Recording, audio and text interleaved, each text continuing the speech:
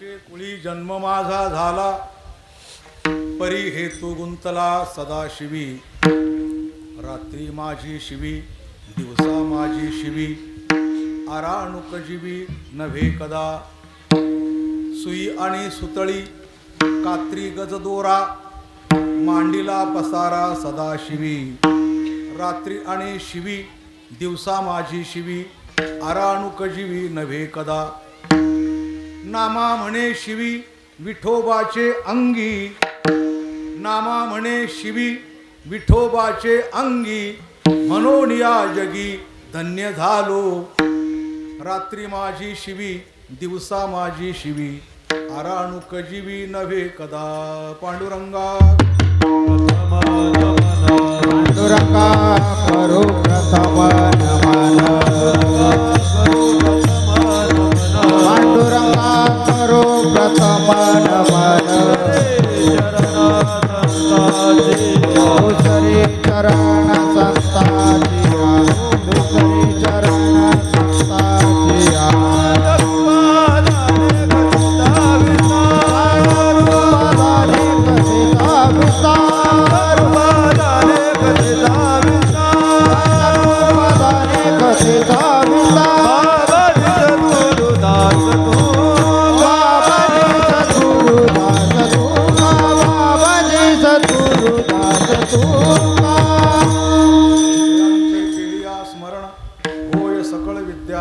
अधिकरण ते शिवंदू श्रीचरण श्रीगुरूंचे ते नमस्कारोणी आता.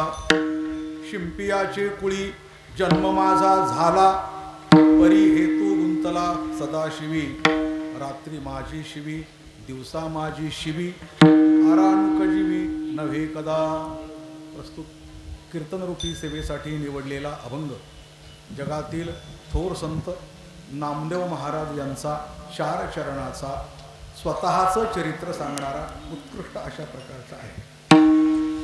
आपण एका अशा पवित्र भूमीमध्ये बसलेलो आहोत.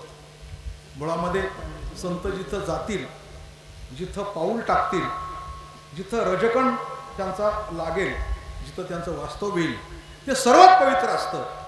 आणि म्हणून जन्म जिथं झाला ते स्थळ, त्या पावित्र्याचं शब्दाने वर्णन करता येणार नाही. भगवंताला जे प्राणापेक्षा जास्त आवडतात तेही प्राणा परवते, आवडती हे निरुते, जे भक्त चरित्राते प्रशंसिते. आज आपल्याला नामदेवरायांच्या पवित्र जन्मभूमीमध्ये नामदेवरायांचं चरित्र नामदेवरायांच्या शब्दात सांगायचं आहे. विठ्ठल विठ्ठल विठ्ठल विठ्ठल विठ्ठल विठ्ठल. सहसा असं नसतं. चरित्र जर ज्ञानोबरायचं असेल तर सांगणारे एकनाथ महाराज असतील, नामदेवराय असतील किंवा तुकाराम महाराज असतील. ज्ञानोबराय चरित्र ज्ञानोबराय कसं काय सांगणार असं नसतं सहसा. फक्त संतांच्या बाबतीमध्ये असं घडू शकतं की चरित्रही तुकाराम महाराजांचं आणि सांगतात ते तुकाराम महाराज, वर्णनही एकनाथ महाराजांचं, सांगतातही एकनाथ महाराज. बरोबर आहे हो. म्हणजे ज्याला आत्मस्थिती म्हणतात ती नामदेवरायांचीच आहे आणि सांगतात पण नामदेवराय. सर्व पुरावे मी आपल्या समोर मांडणार आहे या बाबतीमध्ये. चरित्र कोणाचं? एकनाथ महाराजांचं. सांगतो कोण? एकनाथ महाराज. नाथांच्या घरची उलटीचं कोण आणि पाण्याला मोठी लागली. चरित्र कोणाचं आहे? एकनाथ महाराज. सांगतात कोण? कसं काय सांगतात तो? नाथांच्या घरची उलटीचं खून सांगणारे पण एकनाथ महाराज, चरित्रही त्यांचं. म्हणजे आपल्याला चरित्र सांगणारे हो आणि चरित्र असणारे चरित्र नायक असे 2 नाथ महाराज सांगायला पाहिजे की नाही? सांगायला पाहिजे. पण आज नाही सांगू शकत. आज आपल्याला नामदेवरायांच्या चरित्राबद्दल बोलायचं आहे हो. किंवा चरित्र तुकाराम महाराजांचं आहे आणि सांगतात ते तुकाराम महाराज. म्हणजे अधिकार तुकाराम महाराजांचा अधिकार तुकाराम महाराज सांगतात. हाती घेऊन या काठी, तुका लागला कलेवरा पाठी. काय घेऊन या? काठी. तुकाराम महाराज म्हणतात अशी काठी घेतली हो आणि मी त्या कलेवराच्या मागे लागलो. कोणतं कलेवर? हे कलेवर. कोण? तुका हो. तुकाराम महाराज तुकाराम महाराजांच्या मागे लागले हो. असं चरित्र तुकाराम महाराज सांगतात. हाती घेऊन या काठी, तुका लागला कलेवरा पाठी. परत मारीत मारीत कुठपर्यंत नेलं ते कलेवर हो. नेऊन निजविले स्मशानी आणि माणसे जाळी ते ठिकाणी. अद्भुत चरित्र आहे ना. तुकाराम महाराज म्हणतात मी माझ्या चरित्राला म्हणजे माझ्या कलेवराला, थोडक्यात सांगायचं तुक्याला हो अलग लक्षामध्ये मी मारीत मारीत मारीत स्मशानापर्यंत घेऊन गेलो. तिथं निजवलं, त्याला काडी लावली आणि जाळून टाकलं. स्वतःला जाळून टाकलं आणि मग जे उरले ते तुकाराम महाराज. विठाला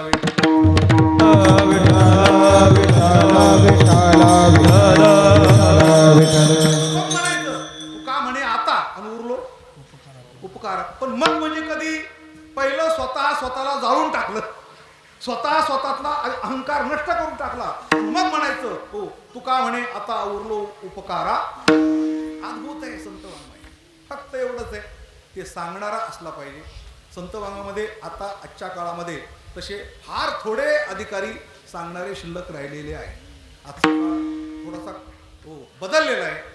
अति विज्ञानाच्या लौकिकाच्या आहारी गेलेला आजचा काळ आहे. त्यामुळे संत वाङ्मयाच्या गाभ्यापर्यंत आपण जायला तयार नाही. वरपंग सगळं चाललंय.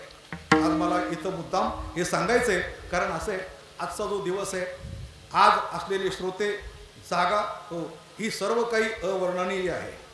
हरिभक्तपरायण नामदेव महाराज शेळके मूर्ती दिसायला लहान आहे, पण जिथं जिथं मी जातो ना प्रत्येक कीर्तनकार काहीतरी विशेष गुण गातात. मूर्ती लहान पण कीर्ती महान. अनेक ठिकाणी म्हणजे या परिसरामध्ये जे संयोजन आपल्यासारख्या सर्व थोरामाट मोठ्यांच्या हातून घडलेले आता या ठिकाणी आपल्या आणि हिंगोली तालुक्याचे आणि आमदार साहेब संभाजीराजे आपलं तानाजी राजे मुटकुळे साहेब, मागे राज्यपाल येऊन गेले इथं. अलीकडच्या काळात हे सगळं भाग्यच उदयाला येतं. राज्यपालाने आम्हाला सांगावं महाराज अभंग म्हणा. राजभवनात गेल्यानंतर म्हटलं जरा दिंडीला परवानगी पाहिजे वगैरे. दिंडी काय म्हटलं अभंग म्हणतात गातात.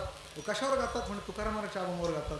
मी सांगत होतो ते प्रश्न विचारत होते किती गातात, किती अभंग आहे हिंदीमध्ये कितना अभंग आहे. म्हटलं 4,500 अभंग आहे. जरा गाके दिखाव. मला असं वाटतं राजभवनामध्ये एखाद्या कीर्तनकाराला अभंग गाऊन दाखवा असं म्हणणारा पहिला राज्यपाल महाराष्ट्राच्या गादीवर आला. आणि थोड्या दिवसात ते राज्यपाल इथं आले आपल्या नामदेवरायांच्या पवित्र परिसरात आणि साहेबांच्या माध्यमातून आपल्या सगळ्या वारकऱ्यांना एकत्रित करून आत्मीयता शपथविधीला मला बोलवलं होतं. आणि त्या शपथविधीच्या पहिल्या स्टेजवर टोपीवाला एकटाच होतो मी त्या ठिकाणी. टोपी नरेंद्र मोदी साहेबांनी दुरून पाहिलं, कोणीतरी वारकरी आहे 2-3 होते. पांडुरंग महाराज घुले होते, मुकुंद काका जाधवलेकर होते. पण ते आम्हाला जाईपर्यंत स्टेजवरून उतरले नाही. आम्ही गर्दीतून वाट काढत होतो, आम्हाला जाईपर्यंत थांबले. आणि थांबल्यानंतर 2 शब्द आमच्या बरोबर बोलले आणि मग ते स्टेजच्या खाली उतरले. अशा प्रकारची वारकऱ्यांबद्दल आत्मीयता असणारे आणि सत्तेवर येण्याकरता काहीतरी पुण्य उभे राहू आता आणि संतांचे या कारणे असं घडल्याशिवाय होऊ शकत नाही. काहीतरी थोरा मोठ्यांच्या पुण्यामुळे आज आपण हे चांगले दिवस पाहतो आहे. आणि आज जवळजवळ 30-35 वर्ष मी या परिसरात कार्यक्रम करतोय महाराज. नरसी या गावात औंढे या देवस्थानावर नामदेव महाराजांना माहिती आहे, कारण बोलवणारे तेच प्रत्येक वेळेला. या परिसरामध्ये आमंत्रण देणारे तेच. पण पाहता पाहता जी प्रगती झाली आलं लक्षामध्ये. दारिद्र्य नष्ट झालं. इतकं सुंदर मंदिर, दिव्य मंदिर, हा सगळा परिसर, हे सगळे श्रोते, उत्तम प्रकारचे टाळकरी, ही सगळी सिस्टीम या प्रकारची. मला वाटतं वारकरी संप्रदायाला उशिरा का होत नाही, पण चांगल्या प्रकारची पारमार्थिक श्रीमंती प्राप्त झालेली आहे. आणि ती श्रीमंती मी आज पाहतोय.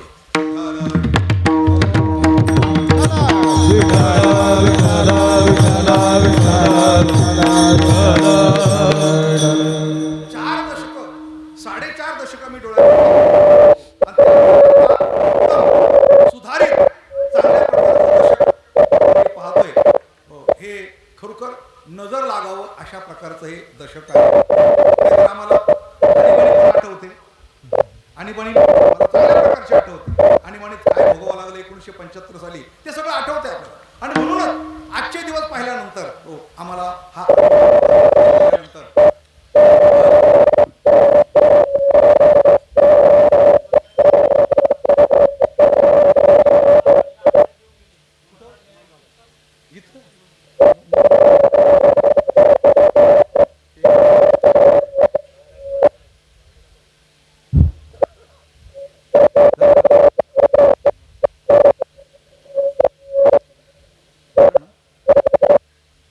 सर्व श्रोते मंडळी तुम्ही उदास उदास बसलेले आहेत. ते असं म्हणतंय की तुम्ही टाळी वाजून एकदा चांगलं भजन करा.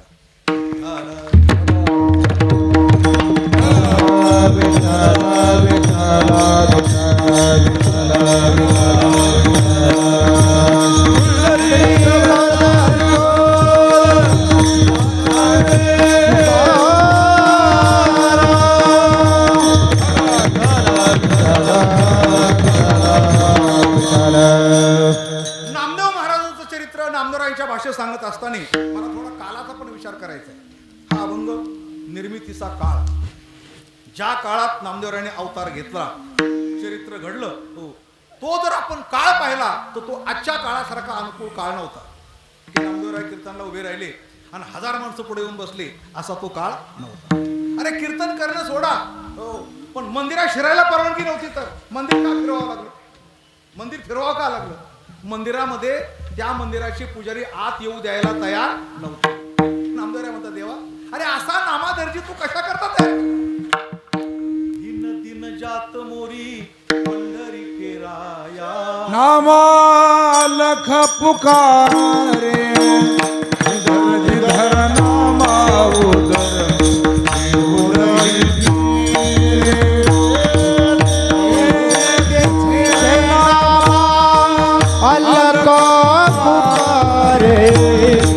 जिधर जिधर नामा उदर केवल रे, केवल के पीछे आदत पुकारे, जिधर जिधर नामा उदर केवल रे, के पीछे नामा अलग पुकारे, जिधर जिधर उधर बोलाई तेरे ही नाती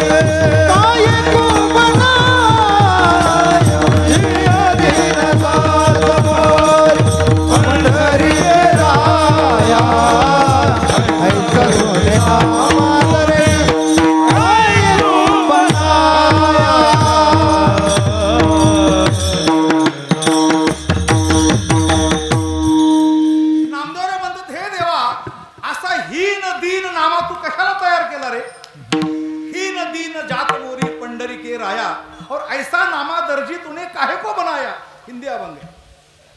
ताल बिना लेकर नामा राहुल में गया और पूजा करते बम्मन उन्हें बाहर धकाया, बाहर आपको दिला।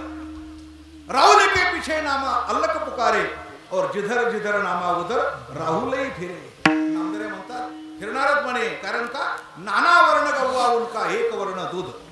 गायीचे रंग कसे असतील, काळ्या रंगाची गाय असेल, पांढऱ्या रंगाची गाय असेल, लाल रंगाची गाय असेल, है ना? पांढऱ्या रंगाची गाय असेल तर पांढरं दूध निघतं, बरोबर आहे? आणि काळ्या रंगाची असेल तर काळं दूध निघतं का? अरे नाना वर्ण गव्वा उनका एक वर्ण दूध, तुम कहा के ब्राह्मण और हम कहा के शूद्र। तुम्ही कसले ब्राह्मण आणि आम्ही कसले शूद्र? हो, असं काय नाहीये। आणि अशा प्रकारची समता, अशा प्रकारचा समतावाद इथून पाठीमागे 700 वर्षापूर्वी जगाला दिला ते नामदेव महाराज। आणि आता अलीकडे आपण नामदेवराची पुण्यतिथी करतो, पण कोण करतं? शिंपी समाज। सावता महाराजची पुण्यतिथी कोण करतो? माळी समाज। नरळी सोनार म्हणजे सोनार समाज। हे का झालं असं? आम्ही संत वाटून घेतले। खरं म्हणजे सर्वांना एकत्र आणण्याकरता संत वरती एकत्र बसले की हा जो विभागलेला समाज आहे, वाटला गेलेला समाज आहे, हा एकत्र येत नाही। आणि म्हणून एकची टाळी झाली चंद्रभागे, सगळे एकत्र आले। हो, विचार करून कोणी माळी व्हा, साळी माळी तेली तांबोळी, बारा बलोते तराळ कोळी, चांभार कुंभार सर्व काळी, नामावळी गरजा। असतात, घेता आला असता, पण मुद्दाम घेतला का? समाज एकत्र आला पाहिजे, वारकरी झाला पाहिजे, भक्त झाला पाहिजे, त्याला मी कोण हे कळालं पाहिजे, त्याची बद्धता, त्याचं अज्ञान संपलं पाहिजे. आणि म्हणून सगळे संत भिन्न भिन्न जातीत जन्माला आले आणि एक कार्य केलं. असा वारकरी संप्रदाय उभा केला. एकची टाळी झाली चंद्रभागे वळवून. आणि वारकरी संप्रदाय एकत्र केला. आणि एकत्र केल्यानंतर नंतर आम्ही वाटून घेतला. आम्ही आमच्या समाजाचं मंदिर बांधणार, दुसरं कोणाचं नाही. हो, पण खरा एकतावाद इथं आहे. कुठं? हो, आता हे काही संयोजन काही शिंपी समाजाने केलंय का? असं काही नाही. हो, हाच खरा समतावाद आहे की आम्ही संतांना, हो, कबीर महाराज म्हणतात, जाती न पूछो संत की पूछो आत्मज्ञान. संतांची जात विचारू नका. जाती न पूछो संत की पूछो आत्मज्ञान. मोल करो तलवार का पडे रहने दो म्यान. तलवारीचं मोल करा, म्यान कोणते ते बघू नका. मोल करो तलवार का और पडे रहने दो म्यान. तो अशा प्रकारे संतांची जात कधी विचारायची नसती. तर असे नामदेव महाराज नामदेवरायांच्या पुण्यभूमीमध्ये आणि नामदेवरायांच्या विचाराच्या आधारावर, वाङ्मयाच्या आधारावर हा समाज एकत्र आलेला आहे. वाङ्मयाच्या आधारावर मी तुमची माफी मागून बोलतो. 3 गोष्टी अशा घडल्या बघा आपल्या देशामध्ये, ते दुर्दैव म्हणावं लागणार. वाङ्मय अजून लोकांपर्यंत पोचलेलं नाही. याचं काय कारण असेल सांगतो तुम्हाला. वेदांत्यांनी संत वाङ्मय लोकांपर्यंत येऊ दिलं नाही.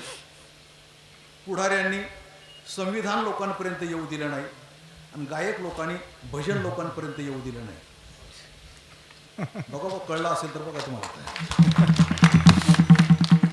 वेदांती लोकांनी वेदांत सांगता सांगता घटतंतू, पटतंतू, अजातवाद, विवर्तवाद, परिणामवाद, सृष्टीदृष्टीवाद, दृष्टीसृष्टीवाद, हे सांगता सांगता सांगता खरं संत वाङ्मय लोकांपर्यंत येऊ दिलं. ते वेदांत सांगत राहिले. आपण कोणता असो सांगायचा, वेदांत सांगायचा. त्याचा परिणाम लोक समाज हा, श्रोते समाज हा, हो, आणि संत वाङ्मयापासून वंचित झाला. आणि वेदांताने जर सगळं भागलं असतं तर ज्ञानोबारांनी, नामदेवरायांनी, एकनाथपर्यंत अवतार कशाला घेतले असते, प्राकृत अभंग कशाला लिहिले असते. हो, हे लिहित असताना लोकांचा विचार केला, लोकांच्या अवस्थेचा विचार केला, व्यवसायाचा विचार केला, दारिद्र्याचा विचार केला, भ्रमण केलं, गावोगावी भ्रमण केलं, ब्राह्मी मुहूर्तावर दारात गेले. हो, संतांची सर्वांची अवस्था जाणून घेतली आणि मग त्यांच्या मुखातून जे शब्द बाहेर पडले त्याला म्हणतात संत वाङ्मय.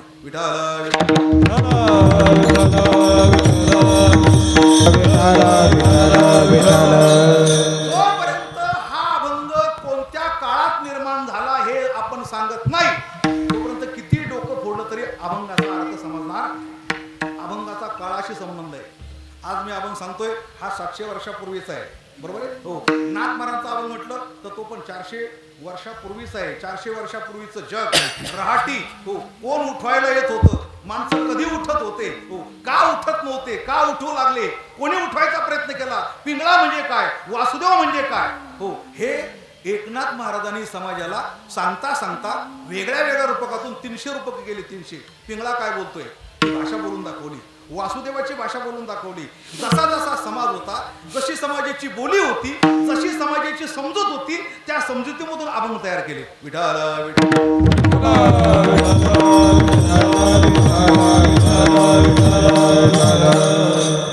आता आपलं वेगळे, फेरीवाल्याला प्रवेश नाही. तुमच्याकडे कसं मला माहिती नाही. फेरीवाल्याला आत येऊ द्यायचं, पहिला वासुदेव करीतो कशा करता, जागवण्याकरता. उठबा होय जागा पाहे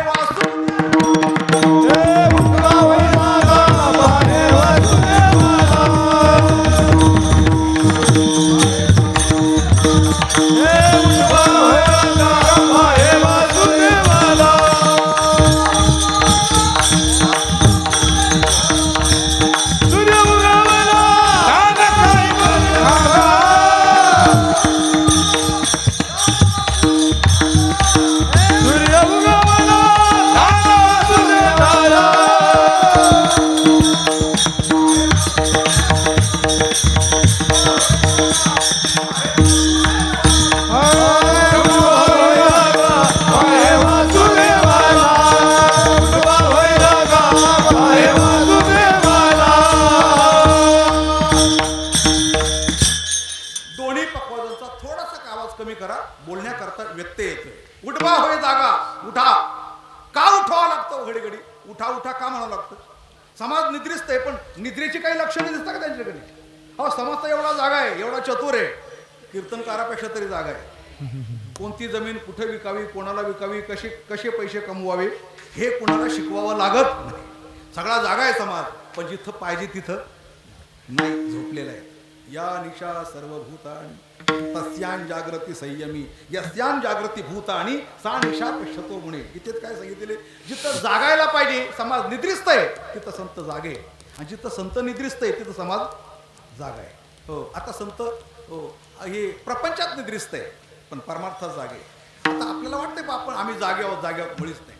हो, आपण जर जागे असतो बरं का, आपण जर जागे असतो ना तर जागृतीची लक्षणं आपल्याला दिसली असती. आतापर्यंत आपल्या देशात आपण अल्पसंख्याक झालो नसतो, आपल्याच मुली लव जिहादमधून पाकिस्तानपर्यंत नेल्या गेल्या नसत्या. हो, आतंकवादी आमच्या सीमेमध्ये घुसले नसते. हो, आत्ता आपण जर जागे असतो हो तर आतापर्यंत जी झालेली आक्रमणे, नामदेवरायांच्या काळातली आक्रमण, एकनाथ महाराजांच्या काळातली आक्रमण, तुकाराम महाराजांच्या काळातली आक्रमण, नंतरची आक्रमण, एवढी आक्रमण आपल्यावर झाली नसती. ज्या अर्थी इतकी आक्रमण आपल्यावर झाली त्या अर्थी आपल्या ठिकाणी जागृतीचं लक्षण नाही, निद्रेचं लक्षण आहे. विठ्ठल काय वाटतं तुम्हाला,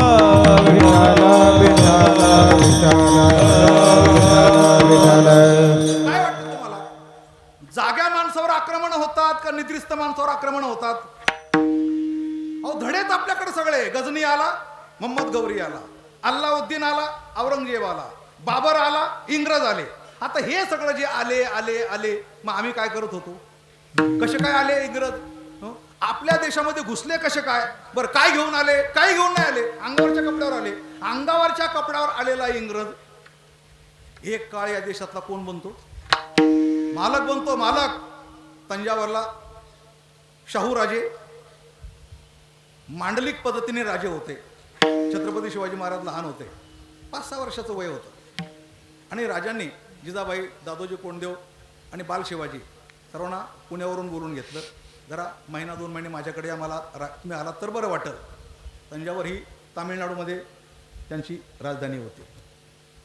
ज्यावेळेला शिवाजी महाराज तिथं गेले बालपणामध्ये त्यावेळेला एक दिवस त्यांच्या शेजारी बसले होते. दरबार भरलेला होता. कोणीतरी समोर मुजरा करण्याकरता आलं. मुजरा करत होते, येत होते, जात होते, रांग लागलेली होती. त्या रांगेमध्ये एक गोरा अधिकारी होता.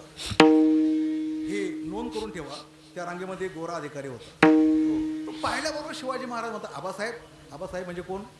शहाजी राजांना म्हणतात. आबासाहेब, हा गोरा गोरा उंच टोपीवाला हा कोण आहे? कारण तो वेगळा ना, गोरा माणूस म्हणजे आपल्या इंग्रज आपल्यापेक्षा दिसायला वेगळाच. शिवाजी महाराजांना पण वेगळाच दिसला. आबासाहेब, हा गोरा गोरा उंच उंच टोपीवाला हा कोण आहे? शहाजीराजे म्हणतात, बाळशिवबा, हा इंग्रज आहे. म्हणजे कुठे राहतात हे इंग्रज?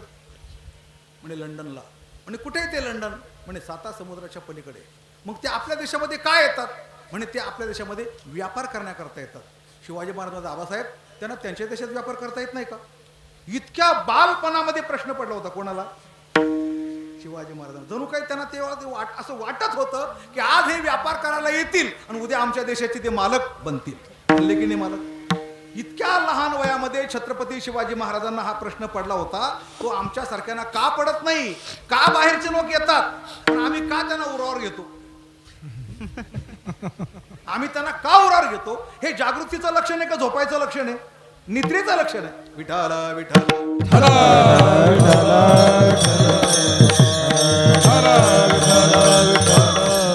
संत जागवताना वेगळ्या वेगळ्या भाषेतून जागवत राहिले. पिंगळा मारवारी बोली बोलतो देखा, पिंगळा मारवारी बोले बोलतो देखा, पिंगळा मारवारी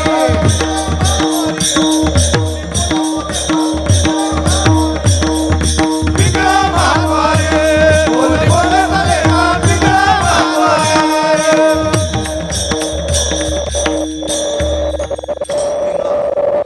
म्हणजे ज्याला आपण प्रवेश देत नाही तो.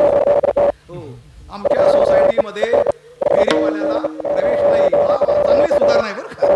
जे जागवायला येतात फेरीवाल्याला प्रवेश नाही. अरे पिंगळा येत होता, वासुदेव येत होता, जागल्या काय सांगत होता? हो, जागल्या, बोधल्या, पिंगळा, वासुदेव हे सगळे जागवण्याकरता येत होते. प्रत्येक जातीला आपलं आपलं काम ठरवून दिलेलं होतं. विठाला विठाला विठाला विठाला विठाला विठाला विठाला विठाला.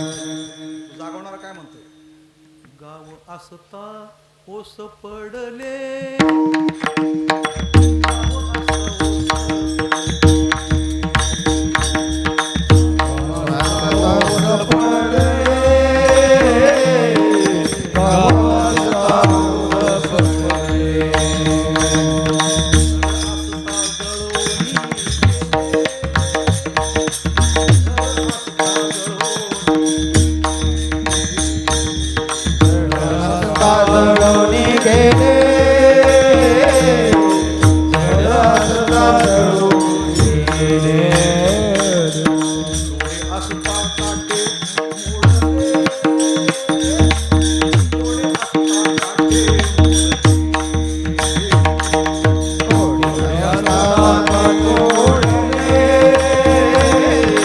डोळे असता काटे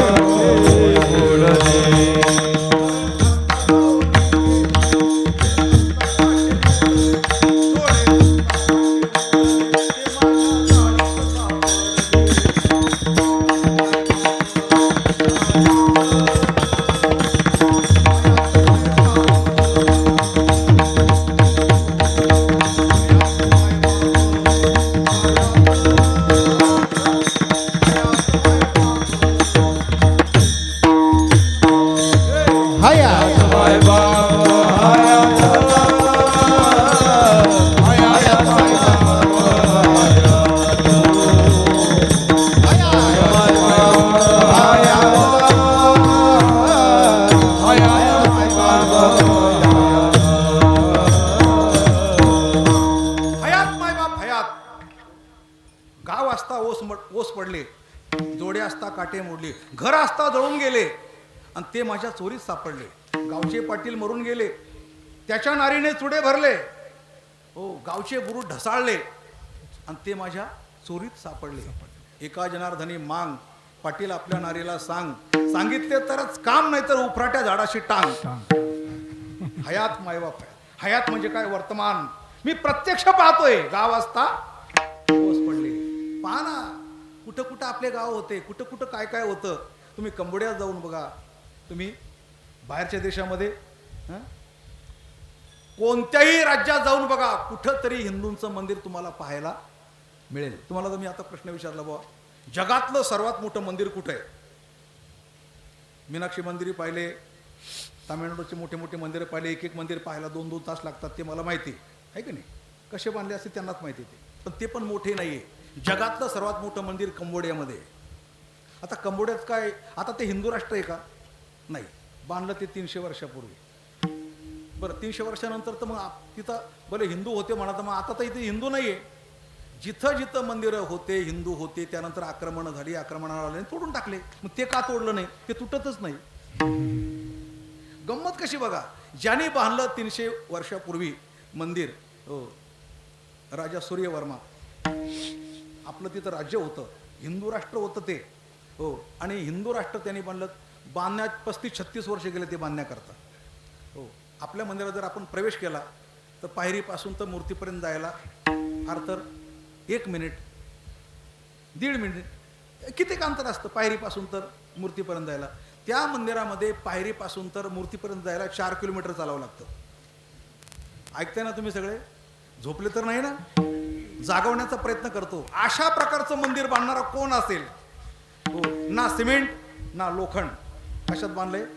फक्त दगड. दगडाशिवाय दुसरं काही वापरलंच नाही. हो, असे दगड घडवले कसे?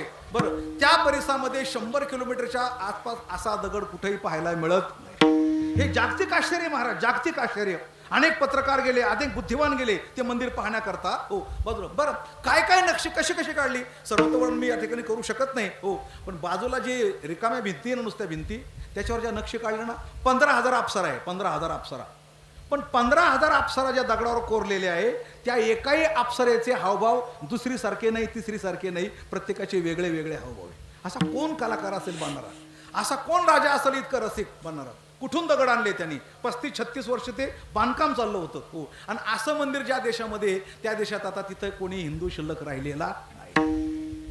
गाव असता ओस पडले, घर असता जळवणी गेले. आम्ही जगभर होतो, आम्ही समुद्रवालांकित पृथ्वीवर राज्य करत होतो. धर्मराजा, कौरव पांडवांचं युद्ध झालं. हो, जे 18 अक्षोणी सैन्य आलं होतं ते काय फक्त महाराष्ट्रातलं होतं का? फक्त भारतातलं होतं का? होती का संख्या तेवढी भारतातली? अख्ख्या जगातले लोक आले होते आमंत्रित केल्याप्रमाणे. सगळे लढण्याकरता आले होते, कोणी कौरवांच्या बाजूने, कोणी पांडवांच्या बाजूने. तेव्हा ते 18 अक्षोणी झाले होते. अर्थात धर्मराजा हा समुद्रवालांकित राज्य करणार होता. समुद्रवालांकित कळतं ना, ज्याच्या राजाला समुद्राचा वेळ आहे. काय आश्चर्य महाराज. अलीकडे काय शिकवलं जातंय? दिल्लीला एक भाषण चाललं होतं. एक नेता भाषण करत होता आणि भाषणात काय सांगता? हो, की हम हजारों साल से गरीबी से झूंज रहे. त्याची भाषा. नेत्याचं नाव आहे पी चिदंबरम. काय तसं जे खरं आहे ते सांगतो मला. हो, हम हजारो साल से गरीबी से झुंज रहे हे. तिथं आमचा एक चांगला नेता म्हणजे आरएसएसचं काम करणारा म्हणून बसलेला होता. आरएसएसचं नाही पण हिंदूवादी, कट्टर हिंदूवादी. तो म्हटला भाषणानंतर मला 2 शब्द बोलायचे. त्यांना वाटतं बोला ना काहीतरी, प्रशंसा करेल बा, चांगलं भाषण केलं म्हणून. ते होते राजीव दीक्षित. नाव काय त्यांचं? राजीव दीक्षित उभे राहिले आणि त्याने माईक घेतला हातामध्ये. ती तोप होती. बोले ये महाशय बोल रहे हैं कि हम हजारों साल से गरीबी से झुंज रहे. कोण गरीब होतो? कोण गरीब होतं? आपला देश जर गरीब होता, आपला देश जर गरीब होता ते असे मंदिरं गरीब आणतात का?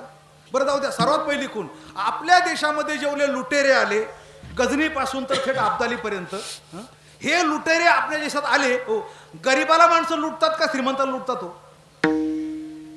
गरीबाला काय लंगोटी लुटायला आवडते का? आमच्या देशात जर काहीच नव्हतं तर अब्दाली काय दगड लुटण्याकरता आला होता का?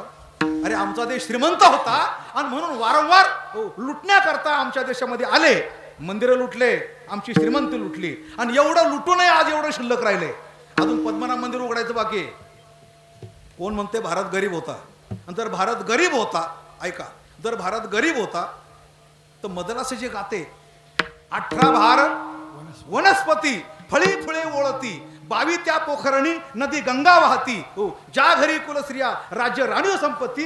हे गरीब भारताचं वर्णन आहे का श्रीमंत भारताचं वर्णन आहे? श्रीमंत यथाकाळी वर्षगण. हो, चांगलं पिकत होतं, सगळे माणसं श्रीमंत होते. द्वारका सोन्याची होती, लंका जिथं गावाच्या गाव सोन्याचे होते. आणि त्या भारताला म्हणतात काय? हो, हम हजारो सालचे गरिबीचे झुंज रहे. बरं जाऊ दे, शेवटची खूण सांगतो. ज्या देशातला पंतप्रधान धुतलेले कपडे फक्त इस्त्री करण्याकरता विमानाने पॅरिसला पाठवत होता, जर भारत गरीब होता, हो, तर गरीब भारताचा पंतप्रधान इस्त्री करायला कपडे पॅरिसमध्ये पाठविल का? एवढं तरी तुम्हाला कळतंय का? कोणाचे कपडे? पंडित जवाहरलाल नेहरूचे कपडे. मला हेच कळत नाही, भारत कोणत्या काळात गरीब होता का गरीब बनवला? गरीब बनवला. अलग लक्षामध्ये कसा गरीब बनवला तो तर मोठा विचार आहे. म्हणून तर नाथमारा म्हणतात, गाव असता ओस पडले, घर असता जळून गेले, जोडे असता काटे मोडले. हो, म्हणून तर इंग्रज जाताना बोलले, जातो आम्ही आता, तिकडून आदेश आलाय, भारत सोडायचा आहे आम्हाला, पण एक द्या, 100 वर्ष सांभाळून दाखवा. चॅलेंज करून गेले ते, चुटकी सरचं बोलून गेले. किती वर्ष? 100 वर्ष सांभाळून दाखवा. अजून तर 70च झाले. 70 मध्ये आम्ही काय काय करून बसलो, किती कर्ज करून बसलो, किती आम्ही आमच्या देशामध्ये, आमच्या भूमीमध्ये, हो, आम्ही किती घटत गेलो. हो, आणि इतर लोक किती वाढत गेले. रोहिंगी किती आले, तालिबान किती जवळ आला, लव जिहादने आम्हाला कसं पोखरून टाकलं. हो, आणि आमच्या देशामध्ये JNU सारखं JNU सारखं हायस्कूल, त्याच्यामध्ये कन्हैया कुमार बोलतो, हो, भारत तेरे तुकडे हो. हो, आणि पुण्यतिथी कोणाची करतो? अफजल गुरुची पुण्यतिथी. ऐकताय ना तुम्ही सगळे? कोणाची पुण्यतिथी? अफजल गुरुची पुण्यतिथी करतो येतो. आणि म्हणतात काय, घोषणा काय चालतात? अफजल हम शर्मिंदा है आणि 13 कातिल जिंदा आहे. अशा भारतामध्ये आपण आज दिवस पाहतोय. अजून पुढे काय काय येणार आहे, हो, मला माहिती नाहीये, पण नाथ महाराज सांगतात ते अगदी बरोबर आहे. गाव असता ओस पडले, हयात मायबाप हयात. घर असता जळून गेले, हयात मायबाप हयात. हो, आणि जोडे असता काटे मोडले. पायात जोडे होते तुमच्या, तरी तुमच्या पायात काटे मोडले. हो, ही आत्ताची सत्य परिस्थिती आहे. नामदेवराच्या काळामध्ये यापेक्षा कठीण परिस्थिती होती. समोर यवनांची आक्रमण होत होती, गायी कापल्या जात होत्या. आणि त्या काळात नाथ महाराजांचा जन्म झाला. त्याच्या आधी नामदेवरायांच्या काळामध्ये आणखीन खडतर परिस्थिती होती. त्याच्यासमोर गायी कापल्या जात होत्या. अशा नामदेवरायांच्या काळामध्ये निर्माण झालेला हा अभंग आहे. आणि म्हणून तो आज सेवेसाठी निवडला. विठ्ठल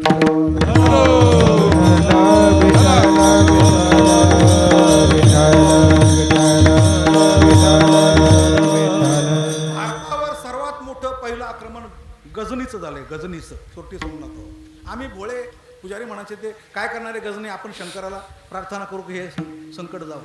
अशा प्रार्थना करून आक्रमण जात नसतं. ते लुटेरे लुटण्याकरता आले होते. सोरटी सोमनाथाला लुटलं.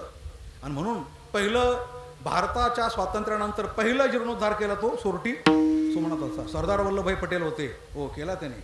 म्हणून तुम्हाला मुद्दाम सांगतो, एकदा जर गेले गुजरातमध्ये ना नर्मदेच्या परिक्रमेला, हो, एकदा गेले, हो, तर सरदार वल्लभभाईचा पुतळा पाहिल्याशिवाय मरू नका. लक्षामध्ये काय त्या पुतळ्यामध्ये उभं करून ठेवलंय ते जबरदस्त आहे ते. हो, पोलादी पुरुष. हो, त्यांनी पहिला जीर्णोद्धार केला सोरटी सोमनाथाचा. या सगळ्या आक्रमणाच्या खुणा आहे. रडले, हो, जसा रडले ते पाहिल्यानंतर. हो, ते सगळं तोडलेले शिल्प, कोरलेलं कोरीव काम सगळं तोडलेलं पाहिलं ना. हो, एवढ्या मोठ्या पोलादी पुरुषाला सुद्धा डोळ्यामध्ये अश्रू आले. काय माझ्या देशाची परिस्थिती आहे. गेल्यानंतर पहिलं चिठ्ठी आली त्यांना, बोर्डवर चिठ्ठी, पटेल तुम्ही जातायत जीर्णोद्धार करायला, जा, पण कमीत कमी एक ध्यानात ठेवा, हो तुम्ही गृहमंत्री आपल्या भारताचे, हो फार तर तुम्ही एवढं करू शकता, तुमच्या खिशातून खर्च करू शकतात, पण खबरदार, हो सोरटी सोमनाथाच्या मंदिरासाठी सरकारी तिजोरीतून 5 पैसे सुद्धा घेऊ नका. महात्मा गांधीची चिठ्ठी आली होती. अलग लक्षामध्ये एक तर जायलाच विरोध होता. हे आमच्या देशाने पाहिलं आतापर्यंत. हो, असं काही करू नका. हा देश सेक्युलर आहे, हा देश सर्वधर्म समभाव आहे. अरे वा रे वा, हेच आम्हाला 70 वर्षे शिकवत राहिले. म्हणून आत्मारा म्हणतात गाव असता वचू. संतांनी काय काय करावं. आक्रमणाच्याच काळात त्यांचा अवतार झाला. हो, तिकडून आक्रमण होत होते आणि संत इकडून प्रतिकार करत होते. विठ्ठल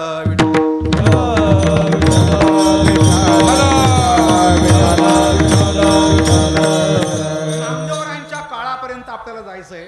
एवढ्या करता ही प्रस्तावना करतोय. प्रस्तावना थोडी मोठी होईल, पण प्रस्तावना मुद्दाम करतोय. हो, की 1001 साली गजनी आला. 1001 साली गजनी आला. सोरटी सोमनाथ मंदिर तोडलं. 1192 मोहम्मद घौरी आला. लढणारे लढले, पृथ्वीराज चव्हाण लढले बरं का. घौरी बरोबर पृथ्वीराज चव्हाण लढले. दुर्दैव एक आम्हाला हे इतिहास पण नाही शिकवले. तुमची माफी मागून 2 मिनिटात तो इतिहास सांगतो. जरा टाळी वाजवा. विठ्ठल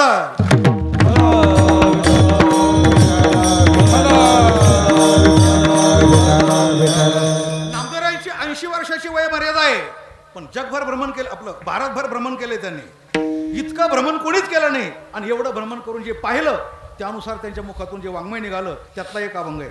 पण आलेल्या प्रत्येक बरं, हो आक्रमण झाले, पण त्या आक्रमणाचे इतिहास नाही शिकवले आम्हाला शाळेमध्ये. आता तुम्ही माझ्यापेक्षा जाणकार आहे. आतापर्यंत जेवढे शिक्षण मंत्री झाले ते मुसलमान होते. तुम्ही सगळे प्रोफेसर शिक्षक इथं बसलेले आहेत ना, जरा तपशीलवार पहा. भारतामध्ये शिक्षण मंत्री कोण झाले. ते कशाला चांगलं शिकवतील आपल्याला. ते पृथ्वीराजचा धडा कशाला शिकवतील.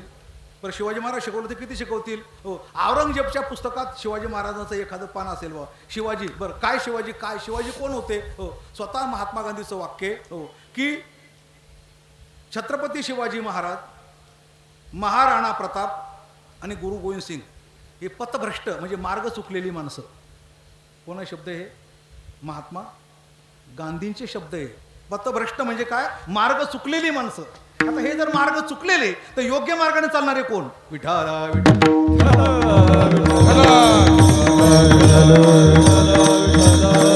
आज आपण कीर्तन का करू शकतो. नामदेवरायांनी काय करून ठेवलं होतं म्हणून आपण आज कीर्तन करू शकतो. ही प्रस्तावना मला करायची. हो, जर काहीच केलं नसतं ना भारत कधीच वाहून गेला असता. इथं सगळे तुम्ही आपण सगळे हिंदू म्हणून राहिलो नसतो. संतांनी जी पायाभरणी करून ठेवली, वाङ्मयाच्या रूपाने करून ठेवली, त्याची प्रस्तावना मी आपल्या समोर करतोय. हो, प्रत्येकाबरोबर लढण्याकरता कोणी ते प्रवृत्त झालं. गजनी बरोबर पण लढलेच. सोरटी सोमनाथ मंदिर नाही टिकू शकलो आपण, वाचवू शकलो, पण लढणारे लढलेच. हो, मोहम्मद घौरी बरोबर लढणारे पृथ्वीराज चव्हाण, हे मला 2 मिनिटात सांगायचे. मोहम्मद घौरी ज्यावेळेला आला त्यांनी पृथ्वीराज चव्हाणांनी त्याच्यावर फार मोठं युद्ध केलं. पण त्या युद्धामध्ये मोहम्मद घौरी हरला. चिडला, परत पुन्हा आला, पुन्हा हरला, पुन्हा हरला. पृथ्वीराज चव्हाणाबरोबर कोण टिकणार. 17 वेळा त्याचा पराभव केला. कोणाचा. मोहम्मद घौरीचा. पण 18व्या वेळेला रात्रीचा फायदा घेऊन आमच्यातल्या एका माणसाला फितूर करून आणि तो जिंकला. आणि पृथ्वीराज चव्हाण पकडले, तुरुंगात डांबले. धर्म परिवर्तनाचा प्रयत्न केला, त्यांनी केलं नाही, परिणाम डोळे फोडले. इथपर्यंत झालं. आता पृथ्वीराज चव्हाणांचा वकील होता, त्याचं नाव होतं चंदर बरदाई. त्याला वाटलं की आपला राजा फसला, आपण जायला पाहिजे. आला, मोहम्मद घौरीला सांगितलं मला भेटायची परवानगी द्या. भेटायची परवानगी मिळाली.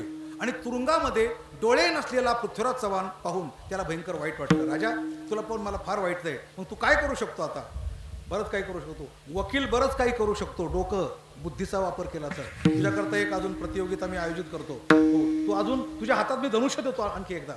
परत गेला गजनी आपलं मोहम्मद घौरीकडं. आणि मोहम्मद घौरीला सांगितलं आमचे महाराज आता तुरुंगात आहे, डोळे गेले त्यांचे. हो, पण मला असं वाटतंय की ज्या दिवशी पृथ्वीराज चव्हाण मरण पावतील त्या दिवशी जगातली एक कला समाप्त होईल.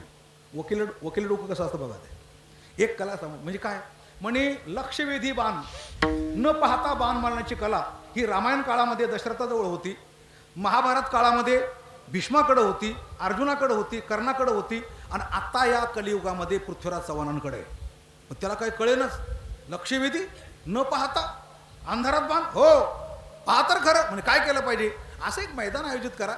मैदानामध्ये तुम्ही 10 बाजूला 10 घंटे बांधा. हो तुम्ही आवाज द्या, पृथ्वी बाण चलाव. ते बरोबर घंटेवर बाण मारतात की नाही डोळे गेले तरी. आणि मध्यभागी त्यांना उभं करा, बघा तुम्ही त्यांच्या हातात काय कला आहे. चालेल म्हणे. वकिलाने पुन्हा राजाच्या काना सांगितलं, राजे संधी तयार मिळाली, तुमच्या हातात तुमचं धनुष्य दिलं जाईल, तुमचे बाण तुमच्या हातात दिले जाईल. हो तो ऑर्डर करील पृथ्वी बाण चलाव. तू घंटा तर वाजवायचाच पण त्याच्या आवाजाकडे लक्ष ठेवायचं. कळलं ना. ही त्याला काही माहितीच नव्हतं. मग त्याला काय माहिती की हे माणसं इतके बुद्धिवान आहे म्हणून. आणि भरपूर मोठं मैदान आखलं, लोक खूप पाहण्याकरता आले. मोहम्मद घोरीचं सैन्य सगळ्या बाजूला उभं होतं आणि मध्यभागी पृथ्वीराज चव्हाण आंधळे असलेले हो आणि तिथं उभे राहिले. धनुष्य हातात दिलं, बाण हातात दिले, भात्यामध्ये बाण ठेवले आणि पृथ्वीराज चव्हाणला गरगर गरगर फिरवलं. एक तर त्याला दिसत नाही, कोणत्या दिशेला कोण उभे काही कळत नाही. आणि मोहम्मद घोरी उंच आसनावर पत्र्याचं कवच करून न जाणू एखादा बाण इकडं आला तर काय करायचं एवढ्या तयारीने बसला होता. म्हणजे बाण लागू नये एवढ्या करता. हो आणि त्याने ऑर्डर दिली पृथ्वी बाण चलाव. तिकडे घंटा वाजला, पृथ्वी बाण चलाव. बरोबर त्या घंट्याला बाण लागत होता. 10 दिशेला 10 घंटे होते. 9 घंटे जवळजवळ त्याने उडवले बरोबर बाणाने. डोळे नसताना बरं का, अंधाळा बरोबर ध्वनी. जिकडे घंटा वाजला तिकडे बाण मारत होता. आणि 10वा घंटा आता वाजायचा बाकी होता. हो आणि या वकिलाने आणखी एक परवानगी मागितली. म्हणे मला एक काव्य सादर करायचं. काव्य बोलो बोले कोई बात नाही. हो तो घमिंडीत होता हो मोहम्मद घोरी. आणि त्याने काव्य काय गायलं माहिती का, 4 बास 24 गज अंगुल अष्ट प्रमाण ताव पर सुलतान है मत भूलो चौहान. काव्य सादर काय केलं, 4 बास 24 गज. 4 बांबू तुझ्यापासून तो सुलतान किती लांब आहे. 4 बास म्हणजे 4 बांबू. 4 बास 24 गज म्हणजे 24 फूट. 4 बास 24 गज अंगुल अष्ट प्रमाण. हो त्याची खालून छाती जर मोजली तर किती, 8 बोट. तो आसनावर बसलाय ना तिथून त्याची छाती 8 बोट. 4 बास 24 गज अंगुल अष्ट प्रमाण आणि ता ऊपर सुलतान है मत भूलो चौहान. शेवटची संधी आहे, तुझ्या हातात धनुष्यबाण आहे, सुलतान पुढं बसलेला आहे, तुझे डोळे फोडले, मत भूलो चौहान. तुला हो संधीचा फायदा घ्यायचा आहे. आणि असं म्हटल्याबरोबर शेवटचा घंटा वाजला. त्यावर तिकडून ऑर्डर दिली मोहम्मद घोरीने, पृथ्वी बाण चलाव. घंटा वाजला, गरकन फिरला, असा बाण मारला त्या आवाजाच्या दिशेने, पृथ्वी बाण चलाव. म्हणजे प्रत्येक वेळेला पृथ्वी बाण चलाव हा शब्द कुठून येतोय. घंटा तर उडवायचाच होता पण कुठून येतो, बरोबर 10 वेळेला त्यांनी निश्चित केलं. हो आणि 4 बास 24 गज अंगुल अष्ट प्रमाण हे बरोबर मनाने आखलं त्यांनी. आणि त्या दिशेने बाण सोडला, पत्र्याचं कवच छेदून आतमध्ये बाण घुसला आणि मोहम्मद घोरी मारला. अलग लक्षामध्ये. असे होते आमचे राजे, असे होते पृथ्वीराज चव्हाण, असे होते महाराणा प्रताप, असे होते छत्रपती शिवाजी महाराज. पण ते धडे आम्हाला शिकवले नाही. म्हणे औरंगजेब टोप्या विणत होता, अब्दाली शूर होता, टिपू सुलतान. आजच्या पेपरला मी टिपू सुलतानची गोष्ट ऐकली. कुणीतरी टिपू सुलतानची पुण्यतिथी केली, तुम्ही पेपर वाचा बरं का. हो टिपू सुलतानची पुण्यतिथी, वा रे वा. उद्या औरंगजेबची करा, हो आणखी कोणाची मोहम्मद घोरीची करा, अलग लक्षामध्ये गजनीची करा. काय चाललंय आपल्या देशामध्ये. आणि म्हणून असं म्हणावं वाटतंय, हो संतांनी जे कष्ट केले, हो त्यांनी पृथ्वीराज चव्हाण तयार केला, त्यांनी महाराणा प्रताप तयार केले, त्यांनी छत्रपती शिवाजी महाराज तयार केले. हे सगळे जे निर्माण झाले, प्रत्येक वेळेला आक्रमणं झाली आणि आम्ही प्रतिकार केले. ती प्रतिकार शक्ती संतांनी जगात उभी केली. विठ्ठल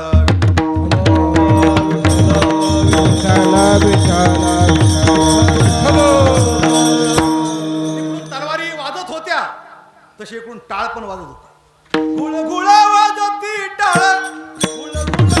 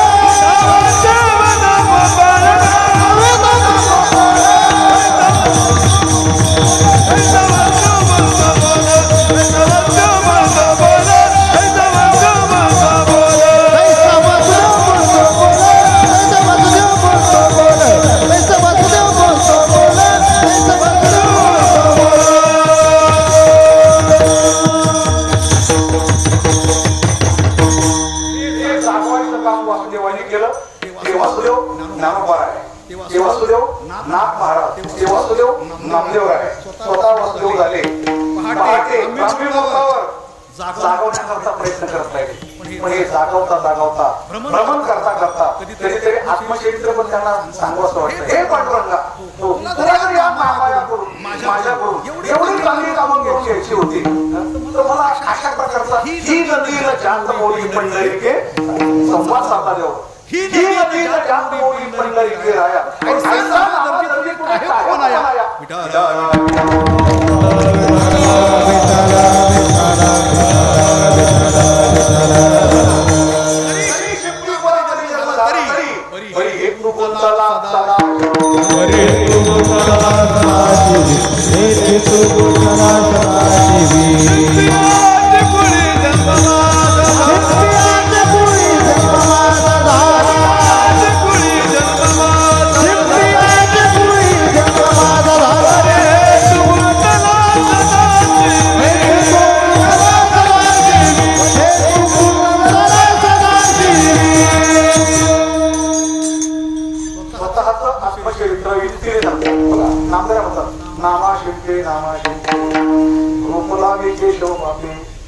एक उगवली आरडी दरडी, एक जळून झाली कोरडी. नामा शिंपे, शिंपेच्या शिंपी, शिंपे शिंपडणे. नामा शिंपे रूप लागली केशव बापे. संत समजून घेणं ही सगळ्यात जगातील अवघड गोष्ट आहे. तुम्हाला वेदांत कळेल, अवघड शास्त्र कळेल, पण संत सहसा लवकर कळायचे. लोकांना संतच कळाले नाही. बाकी सगळा अभ्यास केला पण संत लोकांना लवकर समजले नाही. कोणी मधुकरीत माती टाकली, कोणी काठीने मारलं. समजदारांच्या लोकांनी तरी संतांना चांगल्या प्रकारची वागणूक दिली. समजत नाही. प्रत्येक संतांच्या काळामध्ये मम्मजेबा सारखे, चालू सारखे होते. संत हे अंतरंग लक्षण आहे. संत म्हणजे अंतरंग लक्षण आहे. माणसासारखे दिसतात तुकाराम महाराज म्हणतात, पण ज्याप्रमाणे वृक्षासारखा वृक्ष जरी पिंपळ असला तरी तो पिंपळ नाही. नद्यांसारखी नदी आहे पण ती गंगा नाही. पाणी हे पाण्यासारखं ते पण ते पाणी नाही. समुद्र नदी लोहे पैसा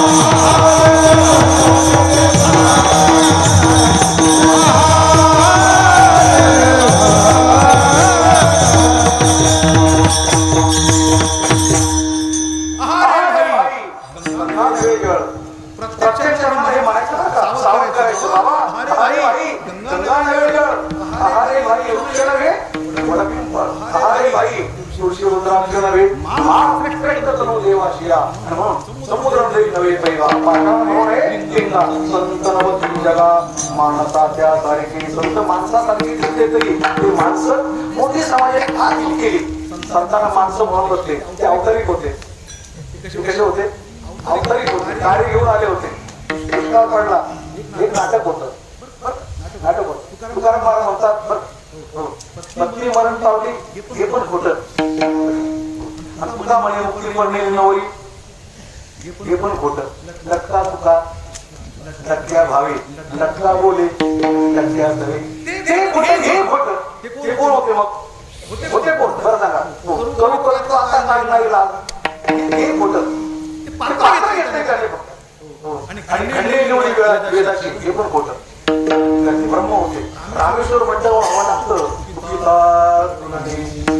ब्रह्म तुका मग कळालं तुकाराम महाराज ब्रह्म होते. ब्रह्म बाकी म्हणजे पात्र घेते ना ते दुष्काळामध्ये आणते दुष्काळी आणलेले द्रव्येला मान ते कांदा करता मिली काय खावे आता कोणीकडे जावे तो पोट मिटिले राहावे लज्जा नाही विचारे सहज होते काही द्रव्य पुढे पोहोचती तो त्याग केला नाही सगळे आपण पाहून घ्या सगळे आपण त्यांची पुस्तकात आपल्याला ते पात्र घेतलेले तसे संत नाही म्हणून कधी कधी असं सांगावं लागतं काही लोकांनी संत पाहिजे काही लोकांनी त्यांचं वाङ्मय पाहिजे आणि काही लोकांनी चरित्र पाहिजे किती लोक झाले काही लोकांनी संत पाहिले काही लोकांनी चरित्र पाहिलं आणि काही लोकांनी वाङ्मय पाहिजे तिघांचा अर्थ काय तिघांचा विचार काय झाला बघा ज्याने संत पाहिले ना त्याने दगड मारले पाहून कोणी कळत काय बोलला आपली वर्गी पगडी म्हणजे तुकाराम महाराज बारबडी म्हणजे तुकाराम महाराज मुली म्हणजे तुकाराम महाराज कणकाई बोलपत्र म्हणजे तुकाराम काही येऊ शकतात काही लोकांनी फक्त काय पाहिजे संत पाहिजे रामेश्वर भट्टाने पाहिले उशिरा कळाले चालू मारून पण नाही कळाले मुंबईचे बोल नाही कळाले पाहून कळत नाही काही लोकांनी संत पाहिले तर काही लोकांनी चरित्र पाहिजे चरित्र हो जन्म कुठे घेतला नामदेवचा जन्म सातारा जिल्ह्यामध्ये बामणे दिसा आहे तर नामदेवचा जन्म आवडे नागनाथ चरित्र काळात चिकित्सा केली मग ते राजीव ढेरे असतील लहरा पांढरकर असतील युवा राजवाडी सगळ्या लोकांनी याची चिकित्सा केली काही लोकांनी संत पाहिले त्यांनी दगड मारले काही लोकांनी चरित्र पाहिलं आणि त्यांनी चिकित्सा केली चिकित्सा करून संत पाहिलं आणि काही लोकांनी संत वाङ्मय पाहिलं ज्यांनी संत वाङ्मय पाहिलं त्यांना थोडे थोडे तुकाराम महाराज कळाले ज्ञानोबाराय कळाले नामदेवराय कळाले संत कुठे चरित्र संत कशामध्ये उलट समीकरण बरं का पण आता काय झालंय माहितीये का कोण समजून घ्यायला तयार आहे ज्यांना संत कळाले समजा काहींच्या पाठे नाही ज्यांना कळतं ना समजा वाङ्मय ते आमच्यासारखे बरोबर करत बसत नाही ते शांत निवांत बसून श्रवण करतात कारण का ही बडबड आहे ना बडबड काही कामाची नाही ज्यांचे गातेच्या गाते पाठे कीर्तन ऐकायला बसतात इथं बरेचसे लोक पाठांतरावर मी जरी असं समजतो काही काळकऱ्यांमध्ये आमचे काशीराम महाराज निरोळेकर तुमच्या भागात एक महात्मा आहे सत्य लक्षण बंद करायचं त्याला लक्षण प्रमाणात भेट म्हणतो किती हो ठीक आहे महात्मा बोलत असतो ज्यांचे गातेच्या गाते पाठे कीर्तन ऐकायला निवांत बसतात ज्यांचे फक्त प्रमाण पाठे कीर्तन करतात आणि ज्यांचे हरिपाठ सुद्धा पाठ नाही ते दिल्लीचे मालक होतात हरिपाठ पाठ नाही दिल्लीचे मालक कसे काय पण दिल्लीचा मालक हरिपाठ पाठ पाहिजे असं काय नाही हरिपाठ म्हणणारे भरपूर असतात आता फक्त तंबू बांबू पंक्ती आणि उलटी समीकरण नाही त्यामुळे त्यांना समाजाला कोणी ओळखलं नाही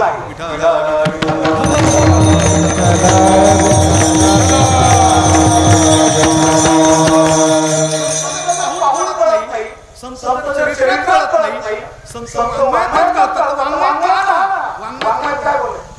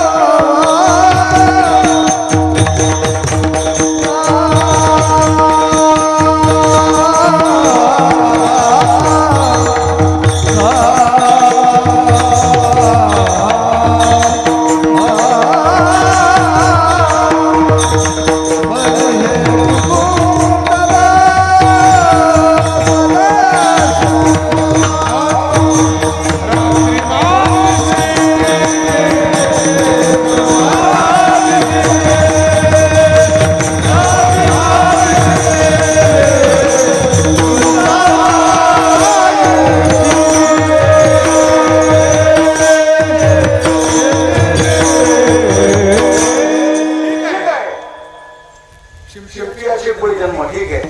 बरी हेतू गुंतला सदाशिवी. सदाशिवी म्हणजे काय?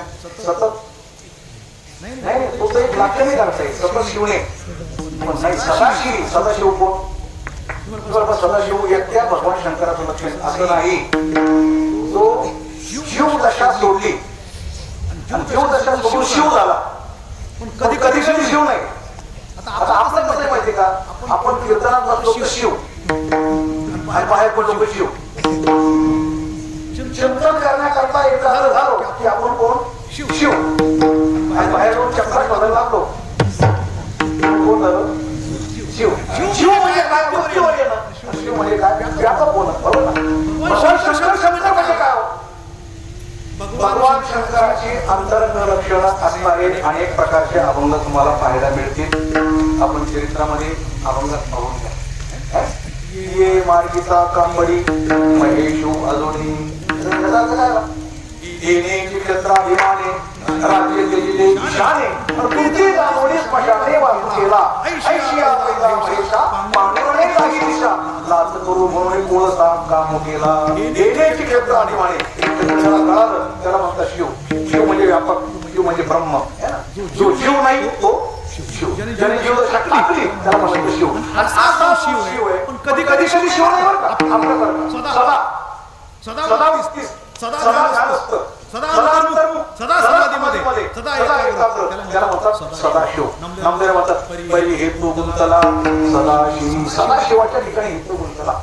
आपल्या संप्रदायामध्ये सदाशिव पण कळणं अवघड आहे. जरी सर्व जगामध्ये भगवान शंकराला देव म्हणत असले तरी आमच्या सर्व संतांनी भगवान शंकराला एक वैष्णव म्हटले. वैष्णव म्हणजे काय? जो विष्णूची उपासना करतो तो वैष्णव. वैष्णवांची कीर्ती गायली. त्याचे 3 वैष्णवांची नाव आहे. पहिला वैष्णव कोण? आदिनाथ, शंकर, नारद, मुनीश्वर. काय पहिले वैष्णवी. वारकऱ्याचे पहिले वारकरी कोण आहे? ये मार्गिता कांबडी महेशू अजोनी. भगवान शंकर पहिले वारकरी. पंढरपूरला जाणारे. हे भगवान शंकराचं स्वरूप आहे. नामदेव म्हणतात परी हेतू गुंतला सदाशिवी. सदाशिवाच्या ठिकाणी माझा हेतू. त्याचा परिणाम काय? रात्री वाटते सदाशिव. आता शिवल्याला काय करावं लागतं? काय करावं लागतं? शिवायचं. शिवी म्हणजे काय? तुम्ही बोलता शिवी. एकदा ती ब्रह्मवली हातामध्ये घेतली आणि एखादा आठवलं काय माणसं बरं शिव्या जाणारी माणसं पण पक्की असतं बरं का? भांडण जर झालं ना फक्त बाजूला बसून ऐका. वैकुंठवासी परमपूजन रंगनाथ गोटी परभणीकर असं म्हणायचं. शिवी ऐकायला येऊ नये का लागू नये? गुरुजींचं वाक्य बरं का? शिव ऐकायला येऊ नये का लागू नये? ऐकायला तर येणार ना. तुम्ही रस्त्याने चालले, दोघांचं भांडण चाललंय, त्याचा आपला काय घेणं देणं नाही. एकमेकाला देत आहे. नुसते ऐकायला आल्यानंतर शिवी लागत नाही. मग कधी लागते? दिल्यानंतर लागते. आपल्याला दिली तर लागते. त्याला शिवी म्हणतात. पण भांडणारे माणसं इतके पाठांतर आवडे असतात बघा. जसे पण तुम्ही गायन करताना आजची सार उद्या म्हणणार नाही. आपण म्हणणारे आज सार उद्या म्हणणार नाही. तशी ती शिवाय जाणारे जर ताज भांडत राहिले तरी झालेली शिवी परत येणार नाही. म्हणजे इतकं पाठांतर असं शिवाय द्यायचं. इतकं पाठांतर हो. मग ते शिवाय द्यायचं माणसापेक्षा माफी मागून जनाबाईवर प्रसंग आला. जनाबाईवर प्रसंग आल्यानंतर कशी काय? ही जनाबाईची हो ती सगळं पाडलं आम्हाला भेटला मारलं भांडण झालं ते तिला काय कळतं की तू साक्षी असता नाही तुझी बोलतो देवाच्या अंगावर घडे म्हणजे जनाबाईची म्हणे मग जनाबाईवर पारती आता केस मोठी झाली राणी आमच्या झाली शिळावर देऊन टाका म्हणे आपल्याला सर्व बाकी सांगा तू शिळावर देऊन टाका जनाबाईला शिळावर द्यायला घेऊन चालले होते हो हे कपडे देवाच्या अंगावर म्हणजे काय तुला एवढं काही तुला देवाजवळ जायचा काही अधिकार आहे का मग शेवटी जनाबाईला शेवटची इच्छा विचारली आणि आता तुला शिळावर द्यायचं पण शेवटची इच्छा विचारायची पद्धत आहे आपल्या भारतात अजून पण आहे शेवटची इच्छा काय काय नाही म्हणे त्याच्यामुळे मला त्या काळ्यामुळे मला आसराबाईची वेळ आली आता शिळावर त्याचं एकदा तोंड पावले म्हणे मला तर बाकी काय त्याचं एक तोंड बघू दे म्हणे आणि अंगणामध्ये महाद्वारात जनाबाईला नेलं देवाला पाहिलं आलं लक्षामध्ये आणि मग शिवायला सुरुवात केली काय शिवाय दिला जनाबाईने काय शिवाय दिला अरे विद्या मूळ मायेचा कारण्या मूळ मायेचा कारण्या मूळ मायेचा कारण्या हे आरे विठा मूळ मायेचा कारण्या मूळ मायेचा कारण्या मूळ मायेचा कारण्या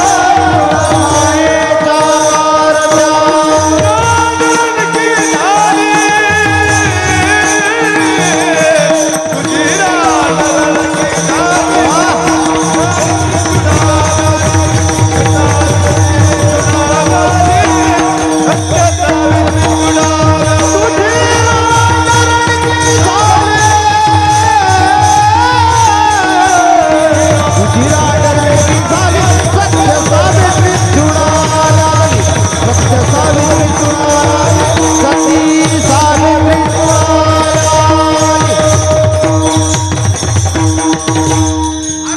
झाली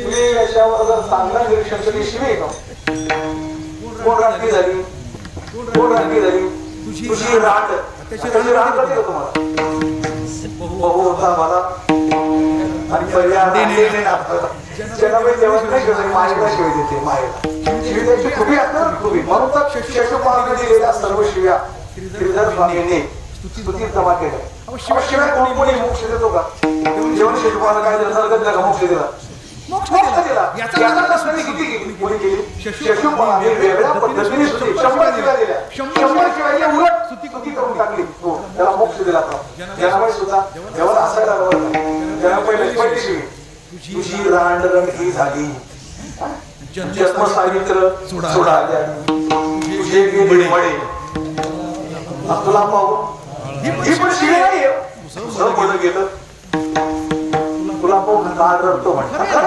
देवाला पाठ रडतो की नाही एकही शिवी अशी नाहीये की तिने देवाला दिलेली म्हणून तर देवाला कोणतरी एका अंतर्गत भक्ताने विचारलं देवा एवढी शिवाय देते तुम्ही त्या शेषपाळाला कसं काय तुम्ही सुदर्शन सोडलं होतं आणि एवढी शिवाय छोटीशी नामदेवरायची काशी ती तुम्हाला शिवाय देते तुम्ही का पण सुदर्शनच्या करता काढत नाही आता जनाबाई करता भगवान म्हणतात तुम्हाला कळत नाही शिवाय नाही म्हणे ते तिचं विष्णू सहस्रनाम आहे म्हणजे असं कसं काय विष्णू सहस्रनाम तुझी भाषाच तशी आहे ना तुझी भाषाच तशी आहे उभी राहुनी अंगणी शिवाय देते अशा पद्धतीने जर नामदेवरांनी शिव्या दिल्या असतील देवाला रात्री आणि शिवी दिवसा आणि शिवी या शिव्या अंतकरणात प्रेम पाहिजे काय काय आता नामदेवरांनी कशा शिव्या दिल्या गोनाबाईने कशा शिव्या दिल्या मला एक 2 मिनिटात नामदेवरांचे कुटुंब आहे ना एकत्र किती 14 15 कोण आहेत त्या हो नामच्या बाईच्या घरी 14 स्मृती आहे 14 पुत्र 14 सुना इथे स्मृती नारायणा आणि मायबाप पाई नामदेव राजाई औपाई ती लेकी निंबाबाई बहिणी आणि 15 लेकी बस नामदेवरायचं 15 माणसांचं कुटुंब आहे पण 15 माणसांचं कुटुंब म्हणजे काय माहिती का एकमेकांना तिथे जोडलेले ते वाद्य असतं ना ढोलकी आहे ते डफ आहे ते कुंकुम आहे ती कडी आहे जसं ते एकमेकाला पोषक आहे तसं एकनाथ महाराज म्हणतात हे 14 माणसांचं वाद्य आहे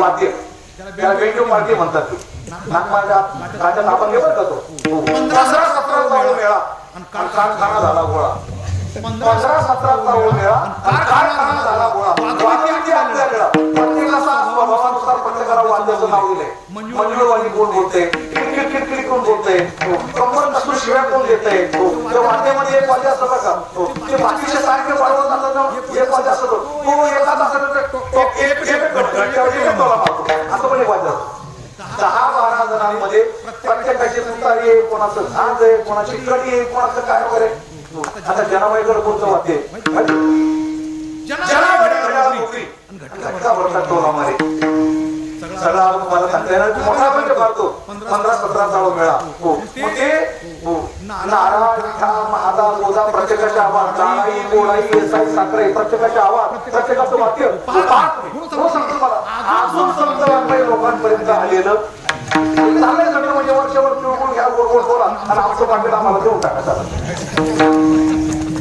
एक बिचारी पोरगी आता नुसती थोडीफार चमकली होती कुठंतरी कुठली होती मला नाही माहिती ती पण जरा चमकली चांगली टीव्हीवर वगैरे मन मंदिरामध्ये गेली आणि तेव्हा भरपूर प्रसिद्धी मिळाली नंतर ती बिग बॉस मध्ये गेली कीर्तनाच्या व्यासपीठ असा लोक असा फायदा करायला प्रसिद्धी मिळाल्यानंतर संत गणपती लोक पाहायला नाही जनाबाईच्या शिवाय कशा आहेत नामदेवांच्या शिवाय कशा आहेत कोणाबाईच्या शिवाय कशा आहे अरे माझ्या पोराचं काय करून टाकलं कोणाचं चांगलं नाही केलं तू ध्यानात ठेव हनुमंत भरकट हनुमंत फक्त निकट आणि त्याची केलं तू भरकट हरिपाद कोणाचे बरे केले कोणाचं चांगलं केलं ह्या कोणाबाईच्या शिवाय जनाबाईच्या शिवाय नामदेवांच्या शिवाय प्रत्येकाच्या शिवायची क्वालिटी वेगळी वेगळी प्रत्येकाची भाषा वेगळी एवढं संतवान माझ्या लोकांपर्यंत आलं ना हो लोक मला खूप आशीर्वाद देते कीर्तनकारांना पण पहिले कीर्तनकारांना सगळं वाचलं पाहिजे अंतरंग शिरलं पाहिजे त्याच्या आशय बाहेर काढला पाहिजे लोकांपर्यंत पोहोचवलं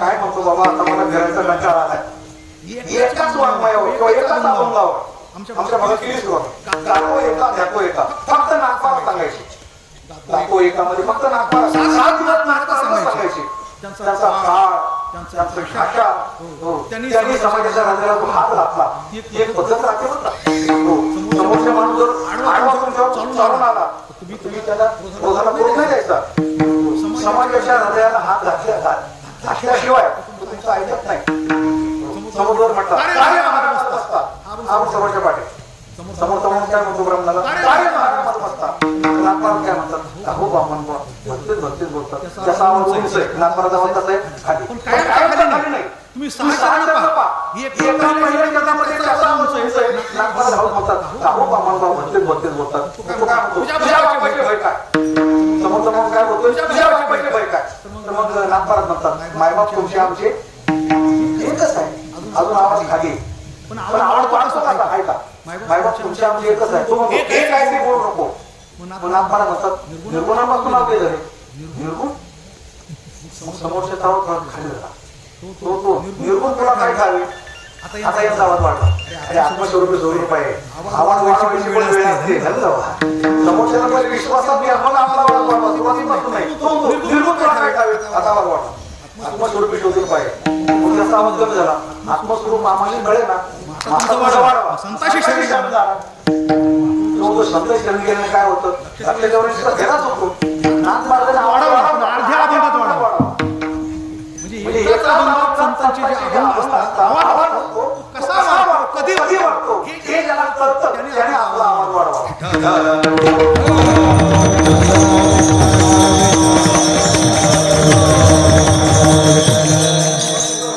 त्यापर्यंत कसे पोचले आशय आशयापर्यंत शब्द वेगळे अर्थ वेगळा आशय वेगळा शब्द म्हणजे शब्द आहे पण त्याच्यामध्ये अर्थ शब्दाचा अर्थ शब्दासारखाच असेल असं काही सांगता येत पंढरीचे भूत मोठे आल्या गेल्या झडपी वाटे हा झाला हे झाले शब्द अर्थ काय होतो पंढरीचं भूत मोठे बरं का पंढरीचं भूत मोठे झडपते तेथे जाऊ नका आता हात घ्यायचा हात घ्यायचा नाही अर्थ कळाला तेथे जाऊ नका कोणी शब्द झाले अर्थ झाला तिथं कोणी जाऊ नका पण त्याचा आशय आहे गेल्याशिवाय हा हो ज्याला काय म्हणायचं आशय किंवा व्यवहार सुद्धा असाच महाराज एक छोटी गोष्ट महाराज व्यवहार पण असायचे एका ग्रस्ताला 3 मुलं होते जोडपदाला संस्कार शून्य होतं. त्यांचा पुनर्विवाह झालेला होता. तो कामावर गेला की मुलांची मारामारी व्हायची. आणि तो कामावर आला की बायको सांगायची तुम्ही कामावर गेली मुलांची होते पण मला मारामारी झाली. ते सारखी मारामारी करतात माझं काय ऐकतात ते मिटवा एकदा. एक दिवस रागावायचा कारण तो आलेला कामावर तेवढा बायकोने सांगितलं आज पोरांची परत मारामारी झाली. त्यांनी काठी घेतली विचार सांग कोणतं पोरग कोणाला मारतं सांग कोणतं पोरग कोणाला. त्यांचा रोज सांगते ना तुमचं पोरग आणि माझं पोरग आपल्या पोराला मार. मला फक्त विनोद नाही सांगायचा तुमचं पोरग आणि माझं पोरग आपल्या पोराला मार. तर आता हा झाला अर्थ. अजून तुम्हाला याचा भाव कळाला नाही. आता भाव सांगतो. याचा भाव काय तर त्यांचा झाला होता पुनर्विवाह. तिला पहिल्या नवऱ्यापासून एक होतं, याला पहिल्या बायकोपासून एक होतं आणि याचं लग्न झाल्यानंतर एक झालं होतं. तुमचं माझं आणि आपलं हा झाला त्याचा भाव. अशा पद्धतीने प्रत्येकाचा भाव वागतो.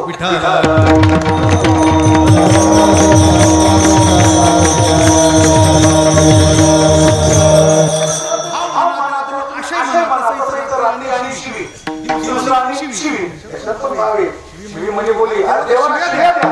अंतःकरणात प्रेम असलं पाहिजे.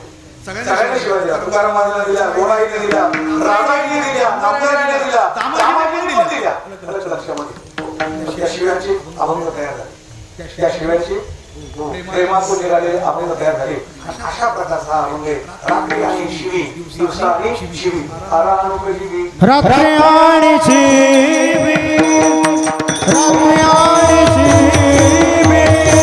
दिवसा आणि शिवी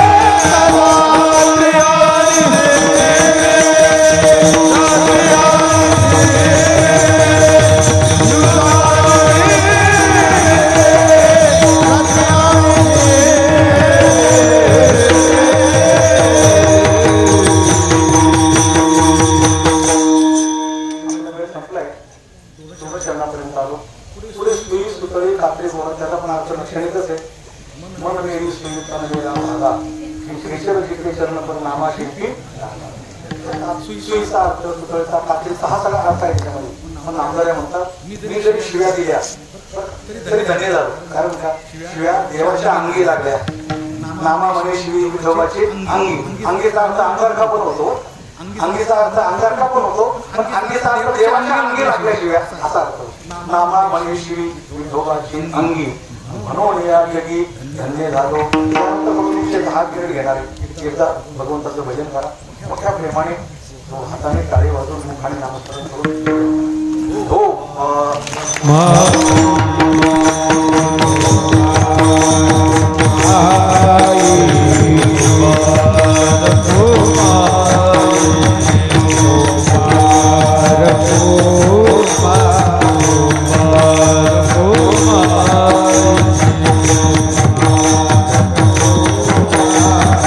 Oh